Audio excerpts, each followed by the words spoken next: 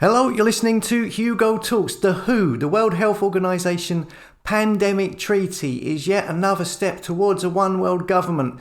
And apparently it says here that they are going to be signing this treaty and it's going to give the World Health Organization more control unilaterally over the 193 nations who are all signed up to the United Nations. More control over future pandemics. It's suggested that they will be able to order lockdowns, etc., taking away individual nations' decisions. Countries would be giving up their sovereignty over to the World Health Organization, who would be making all of their national healthcare decisions when there is an emergency. And I suppose they would determine when and what exactly constitutes an emergency. And this is potentially happening on May the 22nd at the World Health Alliance Summit, it says here.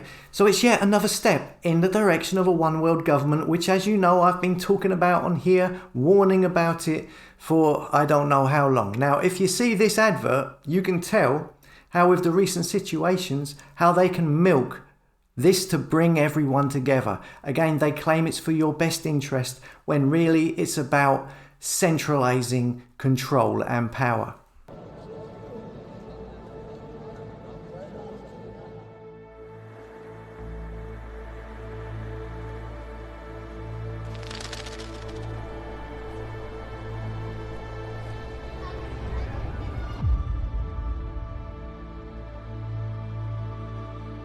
Together with Dr. Tedros, we have proposed an international treaty on pandemics rooted in the WHO Constitution.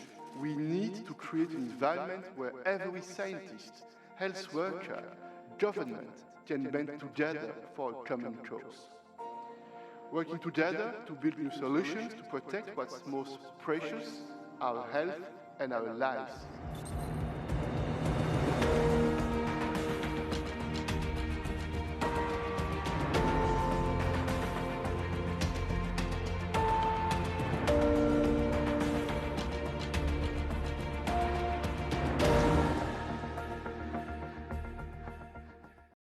It goes on to say here, this means that the World Health Organization would have decision-making authority to intervene in the United States government policy and any nation of the world without our permission. For instance, the lockdown, where you see 26 million people today locked down in Shanghai, China. They can't leave their apartments or homes. The World Health Organization would have the authority to be able to enforce that here in the United States, or whatever pretext they want. They don't have to show data. They could do this, it says. So again, are we not already in that situation though? I mean, if all of these countries are signed up to the United Nations, that is 193 or 194 countries. The United Nations power over these countries include, it says here, establishing peacekeeping operations, enacting international sanctions, and authorizing military action. So they've been telling countries what to do for quite a long time.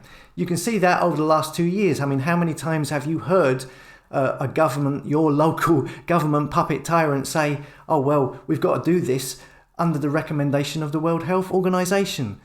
So what this treaty is it's just making it more concrete. They're streamlining their one world government, establishing more control over all of these countries, probably by introducing bigger fines if those countries don't do what they say. They are getting more strict because that's what the United Nations want. The name says it all. They want to unite all nations into a one world government. That's what they were set up for. But at the same time, when we see many of these reports in the alternative community, which are somewhat, a bit panicky about this, it kind of reinforces the idea that once a treaty is signed, that it's like it's written in stone. Nothing is written in stone, It's a piece of paper. It says here, a country can always refuse under international law. If a country doesn't like a certain law, it can simply choose not to follow the law. At the moment, anyhow. But unfortunately, all of these countries are run by puppet tyrants installed by the establishment.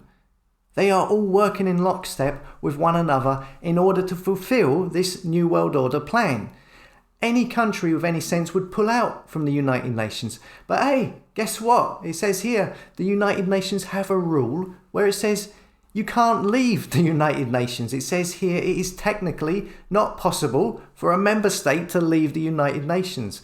There is no provision in the UN Charter for a nation's withdrawal. However, countries can stop cooperation with the UN or leave specific UN agencies such as the World Health Organization or UNESCO.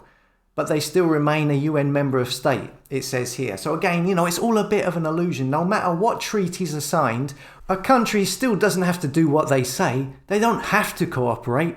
The problem is that once this treaty is signed, leaders can then pretend to pass the buck and say, oh, well, it's out of my hands because I have to follow what the World Health Organization recommends because of the treaty we signed. And they may use this as an excuse, and they probably will, because they are all part and parcel of the system of trying to get the people to accept the future one world government. But they don't have to. So there you go. I mean, it's another step in the direction of a one world government. And it's the date as well. The date I find interesting, May the 22nd. Now, this is just from a personal view. As you know, I get loads of emails, all kinds of stuff, and I do read them. I do read them all. I don't have time to answer them all, but I do read them. I have received 3 emails from 3 different people over the last month claiming, that something big was going to happen on May the 22nd. And they gave details of places and where and what was going to happen, all different, all of them being quite out there and sensational. They had no evidence to back up these claims, so I'm not going to share them. But what was strange was that all of these separate emails claimed that whatever was going to happen on May the 22nd. And now here we see this World Health Organization and this treaty being signed on May the 22nd. I just thought it was kind of strange. Are these emails trying to get me to talk about something that happens on that date, or a prediction on that date, to distract from this? Or what? I don't know. Just kind of odd. I just thought I'd bring it up, but it's certainly strange. Anyhow, all of this is happening. Many people are not aware of all of this going on. These treaties, these plans for a one world government, and how it links in with the passports and the digital IDs and the social credit scores. They are continually bringing in 2-step authorizations for your phone, for these apps and for the banks, tying you to your phone all the more as time goes on. You can see how it all slowly coming together. They can't do it quickly because it would arouse too much suspicion from Mr. and Mrs. Blogs.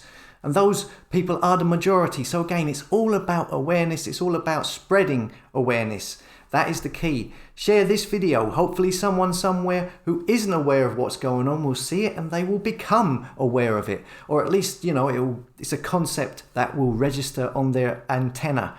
So let us know your thoughts on this in the comments. And as always, thanks for listening. Come and subscribe to hugotalks.com to be made aware of notifications when I upload a video, and I'll see you later.